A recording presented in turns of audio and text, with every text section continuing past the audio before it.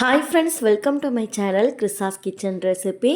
இன்றைக்கி நம்ம பார்க்க போகிற ரெசிபி பார்த்திங்கன்னா ஒரு ஹெல்த்தியான லட்டு ரெசிபி எப்படி பண்ணுறது தான் பார்க்க போகிறோம். குறைவான பொருட்களை வச்சே இதை நீங்கள் செஞ்சிடலாம். நிறைய குவான்டிட்டி செஞ்சிட்டாலுமே 10 நாள் ஆனாலுமே கெட்டு போகாது.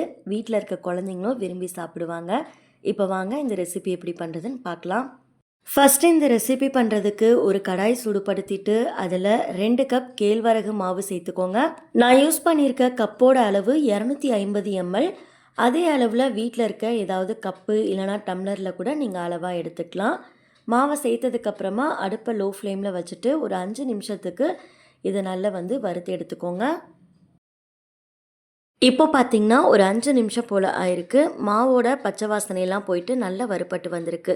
இப்போது இந்த மாவை வேறு ஒரு பிளேட்க்கு நம்ம மாற்றி வச்சுக்கலாம். அடுத்து அதே கடாயிலேயே நீங்கள் இந்த கப்பால் கேழ்வரகு மாவு அளந்தீங்களோ அதே கப்பால் 1 கப் அளவு வேர்க்கடலை சேர்த்துட்டு இதையும் நல்லா வறுத்து எடுத்துக்கோங்க. அடுப்பை ஹை ஃப்ளேம்லேயும் மீடியம் ஃப்ளேம்லேயும் மாற்றி மாற்றி வச்சுட்டு இதை நல்லா வறுத்துக்கோங்க.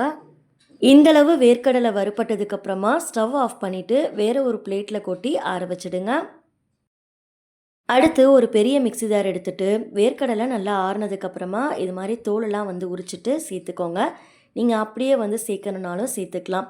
அடுத்து இது கூடவே 1/2 டீஸ்பூன் ஏலக்காய் தூள் சேர்த்துட்டு இதை எந்த அளவுக்கு நல்லா ஃபைனாக அரைக்க முடியுமோ அரைச்சி எடுத்துகிட்டு வந்துடலாம்.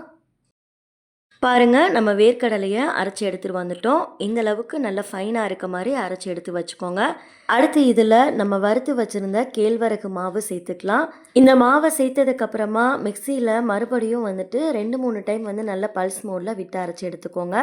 வேர்க்கடலையும் கேழ்வரகு மாவும் ஒன்றா சேர்ந்து வர மாதிரி அரைச்சி எடுத்து வச்சுக்கோங்க. இப்போ பாருங்கள், மாவை நல்லா அரைச்சி எடுத்துகிட்டு வந்துட்டோம். இதில் வேர்க்கடலை சேர்த்துருக்கிறதால அதில் இருக்க எண்ணெயே நல்லா பிரிஞ்சு வரும். இப்போ இது கூடவே அடுத்து 1 கப் அளவுக்கு பொடிச்ச வெல்லம் சேர்த்துக்கோங்க.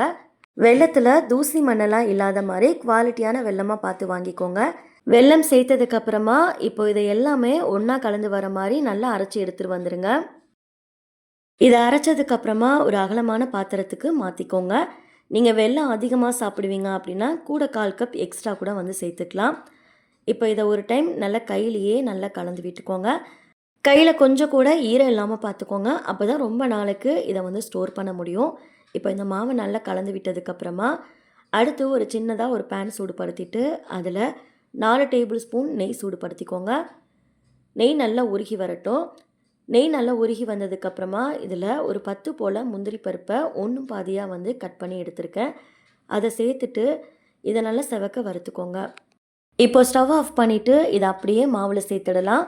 முந்திரி பருப்பு ஆப்ஷனல் தான். நீங்கள் விருப்பப்பட்டால் சேர்த்துக்கலாம், இல்லைனா ஸ்கிப் பண்ணிக்கலாம். இப்போ ஒரு கரண்டி வச்சு இதை நல்லா கலந்து விட்டுக்கோங்க.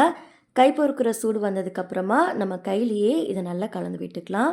முந்திரி பருப்பு சேர்க்காம நீங்கள் வெறும் நெய் மட்டும் சூடுபடுத்திட்டு இதில் சேர்த்து நீங்கள் லட்டு பிடிக்கலாம். அதுவும் நல்லாயிருக்கும். கையில் கொஞ்சம் கூட ஈரம் இல்லாமல் பார்த்துக்கோங்க. கை பொறுக்கிற சூடு வந்ததுக்கப்புறமா நம்ம இந்த மாவை கையிலேயே நெய் எல்லா பக்கமும் படுற மாதிரி நல்லா கலந்து விட்டுக்கலாம். நம்ம இந்த மாவை கையில் எடுத்து பிடிக்கும்போது இது மாதிரி நல்லா பிடிக்க வரணும். இதுதான் பார்த்திங்கன்னா கரெக்டான பதம். இப்போ இந்த மாவுலேருந்து கொஞ்சமாக மாவை எடுத்து நம்ம லட்டு பிடிக்க ஆரம்பிக்கலாம். லட்டு பிடிக்கும்போது நீங்கள் அழுத்தம் கொடுத்து பிடிச்சிங்க அப்படின்னா லட்டு உடையாமல் வரும். இதில் காமிக்கிற மாதிரியே நீங்களும் கையில் அழுத்தம் கொடுத்து லட்டு பிடிச்சு எடுத்துக்கோங்க. அவ்வளோதான், ஹெல்த்தியான லட்டு சூப்பராக ரெடி ஆகிடுச்சு. இதே மாதிரியே பேலன்ஸ் இருக்க மாவுலேயும் லட்டு பிடிச்சு எடுத்துக்கலாம்.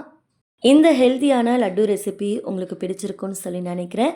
நீங்களும் வீட்டில் ஒரு டைம் செஞ்சு பார்த்துட்டு ரெசிபி எப்படி வந்ததுன்னு மறக்காமல் கமெண்ட்ஸில் ஷேர் பண்ணிக்கோங்க. இந்த ரெசிபி உங்களுக்கு பிடிச்சிருந்ததுன்னா லைக் பண்ணிவிட்டு சேனலை சப்ஸ்கிரைப் பண்ணிக்கோங்க.